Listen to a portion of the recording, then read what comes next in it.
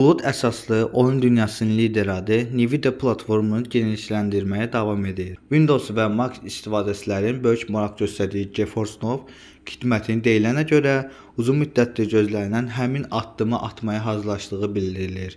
Xüsusilə əməliyyat sisteminin seçiminə görə rəsmi dəstək ala bilməyən oyunçular üçün 2026-cı il olduqca gözəl xəbərlərlə başlayır. GeForce Now Linux istifadəçiləri üçün yerli dəstək təqdim edəcək. VideoCardz tərəfindən irəli sürülən iddiaya görə Nvidia bu ilin sonlarında doğru GeForce Now Linux dəstəyini rəsmi olaraq başlatmağı planlaşdırılır. Bu günə qədər browser vasitəsilə və ya rəsmi olmayan üçüncü tərəf proqramlarla xidmətə qoşulmağa çalışan Linux istifadəçiləri tez-tez bağlantı kəsilmələri və yeniləmə problemləri ilə üzləşdilər. Gələcək yerli tətbiq dəstəyi ilə birlikdə bu problemin tarixə qarışması və Linux üzərində problemsiz bir bulut oyun təcrübəsi təqdim olunması hədəflənir.